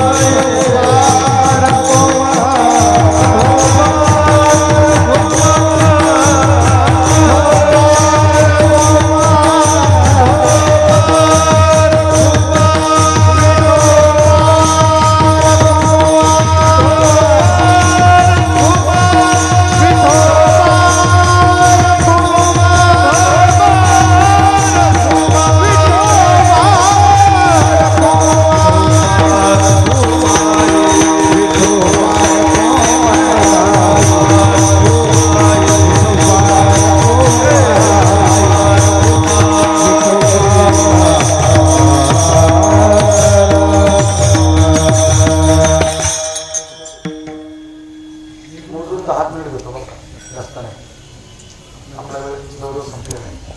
आपण एका आत्ता चांगल्या कालखंडात आहोत असं आपण म्हणतो. का म्हणतो की जे कधी भगवत वादळ आपण पाहिलं नाही ते आता मोदीजींच्या रूपाने आणि योगीजींच्या रूपाने आपण पाहतो. चांगले दिवस आहे आपण नाही म्हणत, पण सखोल विचार केल्यानंतर असं लक्षात येतं या 70 वर्षामध्ये आपण या आपल्या देशामध्ये आपल्या ध्वनीमध्ये कशी कमी कशी घटत गेलो, पायाखालची वळू कधी सरकत गेली लक्षात पण आलं नाही. आपल्या मुली 20 वर्षापर्यंत शिक्षण चालू असतं, त्यानंतर मग स्थळ पाहणं, लग्न झाल्यानंतर झालं तर झालं मुलगा, नाही तर काय सांगता येत नाही, झालं तर झालं तसं काय सांगता येत नाही. पण त्याच 30 वर्षामध्ये मुसलमान स्त्रीला लक्षामध्ये 5-5, 6 मुलं झालेले असतात. त्याच्यात आणखी परत आपण दुसरी परत तिला 3-4 झाले की आपण परत तिसरी, असं 4 बेबी 40 बच्चे वस्तुस्थितीवर काही विरोध नाही याच्यामध्ये अजिबात. 4 बेबी 40 बच्चे हे अल्लाह की देन आहे. और बेरोजगारी महंगाई मोदी की देन आहे. कधी विचार करणार आपण हा विचार आपण कधी करणार? म्हणजे आम्ही असं नाही म्हणत, आम्ही भारतात राहतो, जगात जसं इस्लाम राष्ट्र आहे, इस्लाम राष्ट्र आहे त्याची घटना त्या प्रकारची संख्या वाढवतात, त्यांना कोणी बोलू शकत नाही. जगामध्ये एक तरी हिंदू राष्ट्र असायला पाहिजे ना, एक तरी भारतामध्ये. बरं, जगातल्या मुसलमानांना जगात कुठे जायला परवानगी आहे, स्थिर व्हायला परवानगी आहे. बांगला गेले तरी चालत त्यांचं, पाकिस्तानमध्ये गेले तरी, इराण कुठे गेले तरी चालत त्यांचं. भारतातल्या हिंदूला भारत सोडून कुठेही जातात येत नाही, कुठेही त्याला नागरिकत्व मिळत नाही. 3 बाजूला तर समुद्रच आहे, एक बाजूला चीन बसलेला आग तुम्हाला खाण्याकरता, दुसरं पाकिस्तान तालिबान जवळ कुठं जाणार? अस्तित्व आपल्या प्रलकाला अस्तित्वाचा प्रश्न उभा राहिला आता सध्या. आणि हा विषय जेव्हा समोर येतो त्यावेळेला हा वादग्रस्त म्हणून मानला जातो. लोकांना वाटतं हे विषय करायचे, अरे आम्ही एवढे भारतात, आम्ही एवढे कुठे, एवढी लोकसंख्या, कसली लोकसंख्या आहे. जर पाकिस्तान अलग झाला तर इस्लाम राष्ट्र होऊ शकतं, तर भारत केवळ या अर्थाने अलग झालेला आहे की आम्हाला आमचं राज्य परत हे इस्लाम होऊन पाहिजे. भारत का हिंदू राष्ट्र झाला नाही. भारतामध्ये सर्व धर्म समभाव केलं आणि आजही इथल्या हिंदूंना अनेक प्रकारच्या धर्माप्रमाणे वागण्याकरता अडचणी निर्माण होत आहे. शाळेमध्ये धडे शिकवले जात नाही, गीता शिकवली जात नाही, रामायण चालत नाही. मुली जर पिलवी लावून गेला बांगडी घालायला तर मग शिक्षक म्हणतात घरी शाळेत चालणार नाही म्हणतात. इथपर्यंत परिस्थिती आली, इतिहास नाही शिकवले. पण मला वाटतं आजच्या काळामध्ये जसं इलाहाबादचं प्रयागराज झालं आणि नाव बदलले आता औरंगाबाद राहिले अजून. मी तर कीर्तना सरळ सांगतो, देवगिरी दौलताबाद का दौलताबाद म्हणतात, त्याला काय माहिती पाहिजे? देवगिरी म्हणा, दौलताबाद हे जरा दौलताबाद नाव पडलेलं आहे, मूळचं नाव देवगिरी. ज्याच्या करता आमच्या संत महात्म्यांनी शिवरायांनी प्राण गमावले, परत तुम्ही तेच म्हणतात. नाव बसायला सुरुवात केली योगींनी, नरेंद्र मोदीजींनी. आता आपले इतिहास शाळेमध्ये शिकवायला परवानगी दिलेली आहे. ही एक प्रकारची हिंदू धर्माची पहाट आपण पाहतोय असं म्हणायला काही हरकत नाही. गेले 60-70 वर्ष. पण यशासाठी आपल्याला पुन्हा एकदा आपल्या सर्व मुलांचा विचार करत असताना आपले दिवस गेले, आता हे लहान मुलं गेले. आपल्या काळामध्ये जे 27 कोटी या देशामध्ये आहे, यांच्या काळामध्ये 40 कोटी होती. मला इराणचं माहिती ना काय झालं की इराण या काळामध्ये फारस नावाचं राष्ट्र होतं. फारस, इराणला फारस म्हणत होते, पण त्याच्यामध्ये मुसलमानांनी प्रवेश केला, तो 5% झाले, 95% होते फारसी. घाबरतच नाही आपल्यासारखे, नाही वेदूला होते आम्ही आमचं राज्य. हे वाढवत राहिले, याची वाढवण्याची प्रॅक्टिस फार वेगळी बरं का, वेगवेगळी बाहेरचे बोलवतात, ते वाढवतात, बरोबर एक टाकून दुसरे टाकून तिसरे बरोबर वाढवतात. हो, हम 5 हमारे 25 अशा प्रकारे, हम 2 हमारे 2 असं बरं का. इराण माहिती झालं, पण 10% झाले, 90% राहिले, वाढता 20% झाले, 80% राहिले, 50% ज्यावेळेला आले, 50% फारशी आणि 50% मुसलमान. त्याच्या नावा त्याला आता हे घोषित करा इस्लाम राष्ट्र म्हणून. कमी असतात तोपर्यंत अल्पसंख्याक म्हणून सोडत घेतात आणि वाढले की मला इस्लाम राष्ट्र घोषित करा. अशीच पद्धत भारतामध्ये अवलंबन करण्यासाठी गावोगावी खेडोपाडी जाऊन पाहतो आणि रात्रदिवस याचा अभ्यास करतो म्हणून ध्यानात ठेवा. तुम्ही भ्रमण करतात, आपल्याला कोणतरी 7 लोकांनी तुम्ही जबरदस्त केले कोणतरी त्याच्यावर कोणतरी मी पांढरा कलर टाकलाय, तिसऱ्या दिवशी कोणतरी हिरवा कलर टाकलाय, झालं मदत नाही. अशा पद्धतीने गावात खेळ एखादी असले तिथं ते तयार होतं. मी असं म्हणून तिला दिसतंय ना तुम्हाला, काय झालं दिसतंय ना तुम्हाला, सगळं खूप ठेकाणा अजिबात ठेवू नका. लवकर या तुम्हाला कळतोय ना लवकर नावाची गोष्ट काय, मुली कशा प्रकारच्या कॉलेज बसून नेल्या जातात त्या, हे षडयंत्र येते. त्यासमोर टार्गेट आहे हिंगोली गाव आहे. त्या हिंगोली गावामध्ये आपण मागच्या वर्षी इतके 10 माणसं धर्मांतरित केले.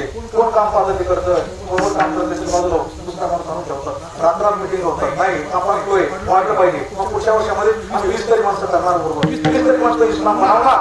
अशा पद्धतीने प्रत्येक जिल्ह्यावर प्रत्येक तालुक्यावर प्रत्येक मिटिंग होतात. तुमचं कोणाला कळत नाही. हे जास्तीत षडयंत्र फार मोठे भारतात फार डोळे आहेत, मोठ्या प्रमाणात डोळे आहेत. अशा भारतातली माणसं धर्माचा कधी विचार करत नाही, आपल्या परिवाराचा कुटुंबाचा कधी विचार करत नाही. आपण कमी घटत चालू आहे याचा पण कधी विचार करत नाही. ध्यानात ठेवा, पण भूमी गेलेली पुन्हा मिळायची. मला आम्हाला जर जगायचं असेल पहिला आपल्या स्वतःच्या अस्तित्वाचा विचार करावा. आणि मग अस्तित्वाचा विचार करण्याकरता मुश्किलात होत नाही. चांगले नेते आपल्या देशाला लाभले. मी पक्षाचा विचार नाही सांगत बरं का, व्यक्ती विशेष म्हणून सांगतो. तसं आम्ही वारकरी या नात्याने आमचं केव्हाही कार्य तेच होतं, आजही कार्य तेच आहे. परंतु आम्ही मनापासून जे धन्यवाद देतो. आमचे ज्येष्ठ कीर्तनकार म्हणतात की खूप दिवसानंतर छत्रपती शिवाजी महाराजांच्या नंतर हा एक माणूस भारताला मिळाला की जो योग्याच्या रूपामध्ये, कधी हिमालयामध्ये, कधी नर्मदेच्या किनाऱ्यावर.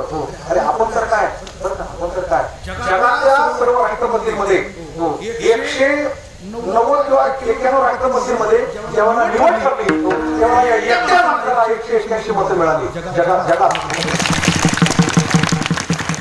अशा एका जगाने निवडलेल्या माणसाला ज्यावेळेला आपण नावं ठेवतो तेव्हा लंडनचं पंतप्रधान होता, अरे इतके मूर्ख माणसं भारतामध्ये, इतके मूर्ख. एवढ्याच जगासाठी ज्या माणसाची गरज आहे, जगासाठी काय म्हणतो, 2 महायुद्ध झाले, 2 महायुद्ध 1914 ते 1918, दुसरं 1939 ते 1943 झाले, 2 महायुद्ध. तिसरं नाही झालं, होणार गेलंय.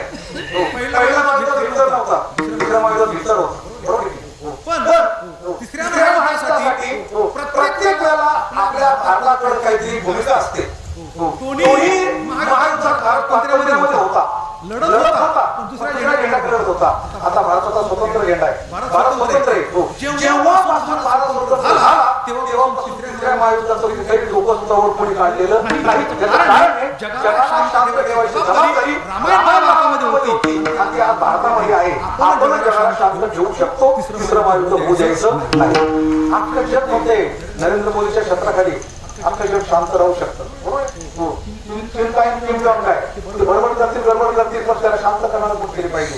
आणि असा जगाला शांत करणारा शांती जर भारतात जन्माला येत असेल तर त्या माणसाला आपण चांगलं म्हटलं पाहिजे. चांगलं म्हणा, एवढं फक्त माझी आपल्या अस्तित्वाचा विषय एका चित्रामध्ये काही समजू शकत नाही. त्यातून माझा सुरुवातीला भरपूर वेळ गेला, क्षमा करा. तुमचे 5 मिनिट वाढवायचे.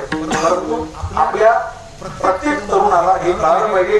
आम्ही रस्त्याने जातोय, कुठेतरी गेलो कसं दिसतंय, आत्ताच्या आता जाऊन ते फेकून द्या. पण म्हणजे मग तिथल्या धर्माचं आम्हाला काहीतरी काही नाही, संघटना वगैरे काही नसते. हिंदू किती मूर्ख आहे आणि किती डोळे लागलेले ते पाहण्याचा प्रयत्न करतात. दगड जमा करतात, झालं टिकलं ना, टिकलं तर टिकलं. आजकालची मुली वाजवणं वाजवणं करून घेतात, काय फरक होतो. अशा पद्धतीने ते प्रयत्न चालू आहे. संघटना वगैरे काही नसते, सरळ तुम्ही जायचं, दगड उचलायचे, फेकून द्यायचे. आमच्या दिवसाला जातो आमदार साहेब, आमच्या दिवसाच्या रस्त्यावर मुंबईला जात नाही. हो, मला मंदिराचा परिसर आहे, त्याच्यामध्ये दगड जमा केली. मी जेव्हा कीर्तनासाठी गेलो पण एकाच बाजूला काय नव्हतं म्हणायचे. आता ते येऊन पत्रिका काय लावतात, मग ते हिरवा कपडा काय लावतात, मग ते नमन. अरे मला एक जागा सगळे मला काय करायचं. त्याने काय केलं माहिती, प्रयत्न करतो रोज रात्री जाऊन एक दगड काढला सगळं, एक दगड जाऊन. आणि शेवटच्या दिवशी काय केलं माहिती का, सगळं काढून टाकलं, त्याच्यावर भगवा काढून टाकला, नाव ठेवलं हरी भक्त पाया वैकुंठवासी दिगंबर बाबांची समाधी. असं तुम्हाला करावंच लागणार आहे. तुम्ही आज बहुसंख्य आहात, हे तुमचं भाग्य आहे. अजून निदान 40% आहात ना, हे भाग्य आहे. फक्त येते जाता जाता तुम्हाला तुमच्याकडे शब्द वापरून जातो, माझं नाही झालं. मॅच हारायची पण तिथे नाही हारायची एवढंच बाकी राहिला. आलं का लक्षामध्ये? कृपया करून ते दिवस येऊ देऊ नका. अजून आपल्या बरंच काही हातामध्ये आहे. आलं का लक्षामध्ये? हो. रामायण आहे, महाभारत आहे, संत वाङ्मय या आधारावर आपण हो या देशाला कायमचं हिंदू राष्ट्र हो. आणि भारत विश्वगुरु होईल. आमची भाषा मुख्य ही भारत हिंदू राष्ट्र व्हायलाच पाहिजे. हो. पण भारत काय व्हायला पाहिजे? विश्वगुरु. भगवान करो तुमच्या अंतःकरणामध्ये भारत हिंदू राष्ट्र हो ही कल्पना मुरली जाऊ आणि भारत हा विश्वगुरु हो अशा प्रकारची जिज्ञासा तयार होऊन वाट चाललेला आरंभ हो. ज्ञानेश्वर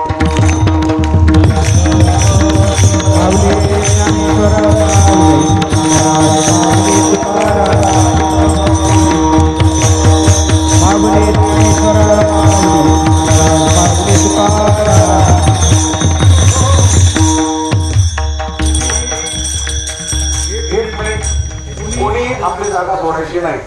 एवढे गुणवान या ठिकाणी आलेले.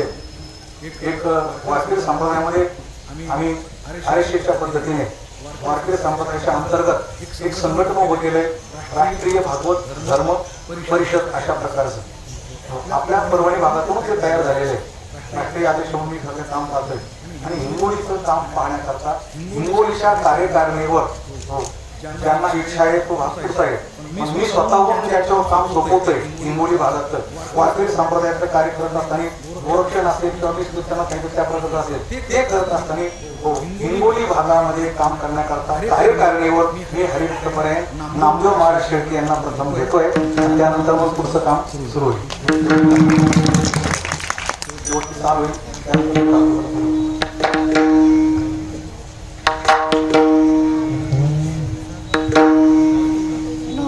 म्हणे शिवी विठोबाचे